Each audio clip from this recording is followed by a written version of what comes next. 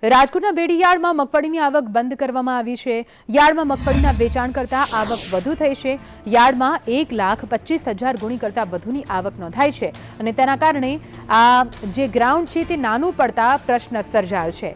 મોટા ગ્રાઉન્ડની વ્યવસ્થા કરવા માટે કોન્ટ્રાક્ટ આપવામાં આવ્યો છે। 5 દિવસ બાદ ફરી મગફળીની આવક શરૂ કરવામાં આવશે। મગફળીની આવક મબલક થઈ, કારણ કે અમે દર વખતે 6-7 દિવસે એકવાર મગફળીની આવક થવા દઈએ છીએ। એમાં એવું છે, આ વખતે મગફળી 1.25 લાખ ગુણીની આવક થઈ અને આવક પ્રમાણે વેચાણ 15-20 હજાર ગુણીનું થાય એના માટે 6-7 દિવસ લાગે, જેથી કરીને અત્યારે ગ્રાઉન્ડ પણ નાનું પડતું હોય। અત્યારે ગ્રાઉન્ડનો પણ અમે કોન્ટ્રાક્ટ આપી દીધો છે અને ગ્રાઉન્ડ પણ મોટું બનાવીએ છીએ, જેથી કરીને વધુમાં વધુ ખેડૂતોને સુવિધા મળે। 5 દિવસની અંદર પાછી આવક શરૂ કરશું અને અમે જ્યારે આવક શરૂ કરી 4 કલાકની અંદર માર્કેટિંગ યાર્ડમાં 1.25 લાખ ગુણીની આવક થઈ જાય છે। અમદાવાદ જિલ્લાના વિરમગામ તાલુકાના નળકાંઠાના શાહપુર ગામ પાસેથી પસાર થતી નર્મદાની માઇનોર કેનાલ ખેડૂતો માટે શોભાના ગાંઠિયા સમાન બની ગઈ છે। કેનાલની ઊંચાઈના કારણે સિંચાઈનું પાણી ન પહોંચતા ખેડૂતોમાં ભારે રોષ ફેલાયો છે।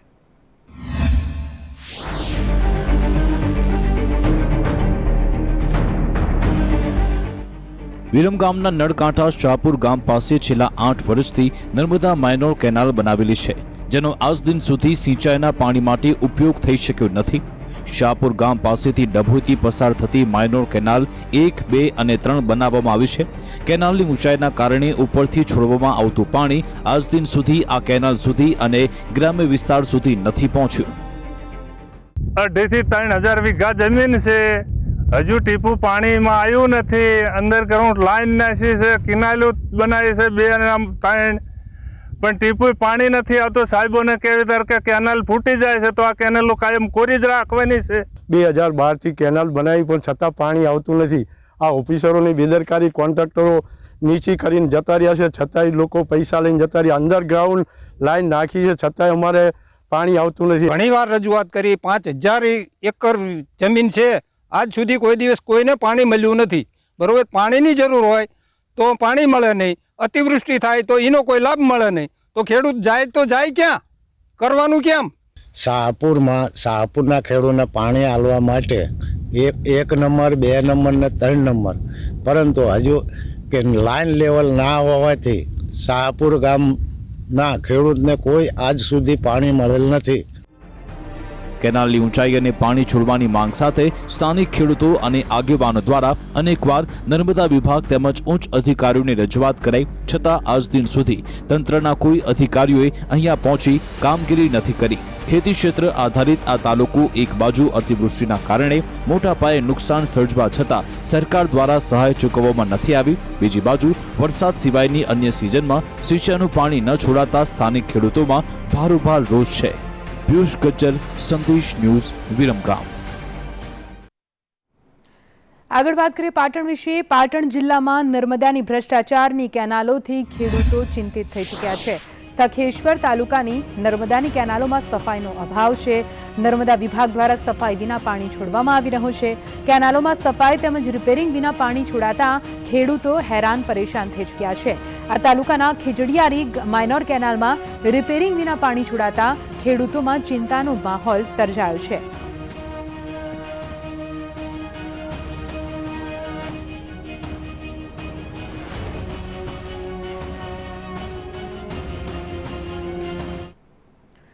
દાહોદનું દેવગઢ બારિયા રવિવારે બંધ રહેશે। કલેક્ટર દ્વારા જિલ્લામાં બંધનું એલાન જાહેર કરાયું છે।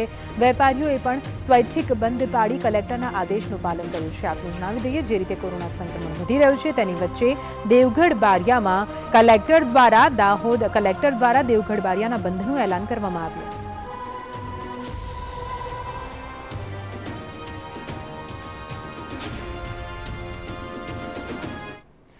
આ તરફ બોટાદ શહેરની મુખ્ય બજારમાં લોકો સોશિયલ ડિસ્ટન્સના ધજાગરા ઉડાવતા નજરે પડ્યા। શહેરની મુખ્ય બજાર તેમજ શાક માર્કેટમાં લોકો માસ્ક વગર દેખાયા। લોકો ભૂલ્યા તહેવારના કારણે કોરોનાનો ભય। જિલ્લા વહીવટીતંત્ર પણ ઘોર નિંદ્રામાં છે। આ ભીડના દ્રશ્યો ઘણું બધું સૂચવી જાય છે।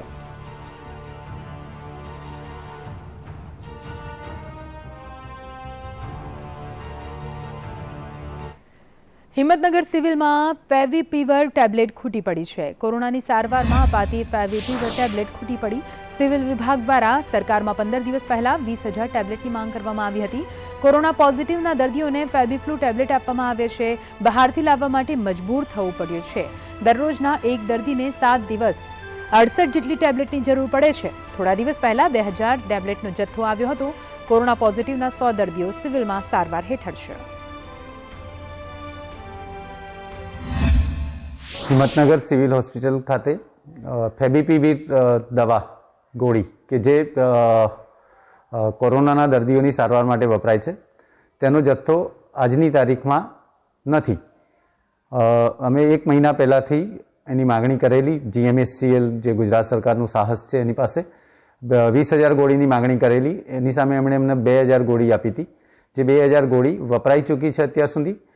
અને અત્યારે હાલ અમારી પાસે 103 ટોટલ પેશન્ટો ઇન્ડોર દાખલ છે, જેમાં બનાસકાંઠા, મહેસાણા, રાજસ્થાન અને સાબરકાંઠા અરવલ્લી જિલ્લાના દર્દીઓ પણ છે. આ બધા દર્દીઓને પણ ફેબીપીવીરની જરૂરિયાત છે. જે રેપિડ ટેસ્ટમાં પોઝિટિવ આવે છે જે લોકો, અને જે લોકો હોમ ક્વોરન્ટાઇન થાય છે, હોમ આઇસોલેશન કરવામાં આવે છે, એમને પણ આ દવાની જરૂરિયાત રહે છે. કચ્છમાંથી ઝડપાયું અનાજ સગીવગી કરવાનું કૌભાંડ. મુન્દ્રામાં સરકારી અનાજ સગીવગી કરવાનું કારસ્તાન સામે આવ્યું છે. અનાજની બોરી સહિત ₹2.59 લાખનો મુદ્દામાલ જપ્ત કરવામાં આવ્યો છે. આધાર પુરાવા વગરનો અનાજનો જથ્થો જપ્ત કરાયો છે. બોરી પર ભારતીય ખાદ્ય નિગમ 2019-20નું લખાણ પર છે. RR સેલે 3 આરોપીની ધરપકડ કરી છે.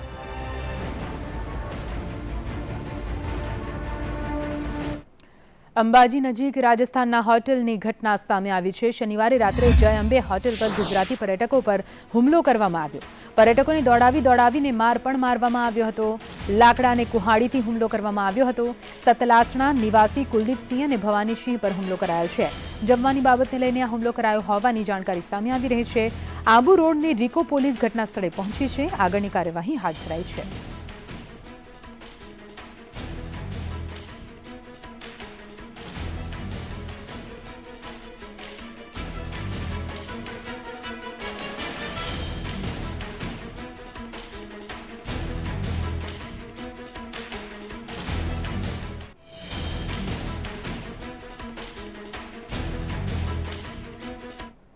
વડોદરામાં બજારો બંધ કરાયાનો મામલો. રોષિત વેપારીઓ અને સાંસદ વચ્ચે બેઠક યોજાઈ છે. મહત્વના સમાચાર આ વડોદરાથી સામે આવી રહ્યા છે, જ્યાં ભાજપ પ્રમુખ વિજય શાહ પણ હાજર રહ્યા. આવતીકાલથી બજાર ખોલવાનો નિર્ણય આ બેઠકમાં લેવામાં આવ્યો છે. ગ્રાહક માસ્ક ન પહેરે તો દુકાનદારને દંડ નહીં કરવામાં આવે. દુકાનદારે સેનિટાઈઝર ફરજિયાત રાખવું પડશે. વડોદરાના બજારોને બંધ કરાવવા મામલે અહીં વેપારીઓ દ્વારા રોષ પ્રદર્શિત કરવામાં આવ્યો હતો. રોષિત વેપારીઓ અને સાંસદ વચ્ચે એક બેઠકનું આયોજન કરવામાં આવ્યું હતું. આવતીકાલથી જે બજારો બંધ રાખવામાં આવી હતી તેને ખોલી દેવા માટે આ બેઠકમાં નિર્ણય લેવાયો છે.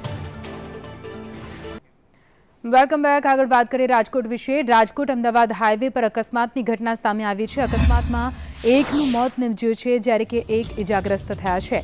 ટ્રક ચાલકે બાઇક સવારને અડફેટે લીધો.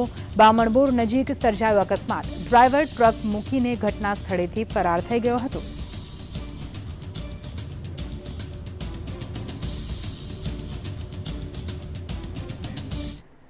જૂનાગઢના કેશોદમાં તસ્કરોનો તરખાટ આવ્યો છે સામે.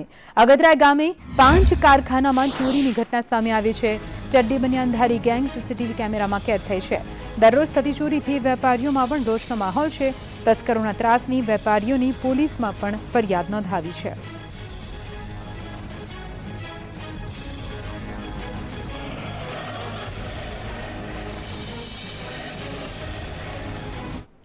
ગીર સોમનાથમાં સિંહ પરિવારના આંટા ફેરા વધ્યા છે. તાલાડા રેલવે સ્ટેશન પર સિંહના ધામા. રેલવે સ્ટેશન પર મિઝબાનીનો વિડીયો સોશિયલ મીડિયામાં વાયરલ થયો છે. સોશિયલ મીડિયામાં આ વિડીયો જોઈને સિંહ પ્રેમીઓમાં એક રીતે ખુશીની લાગણી જોવા મળી.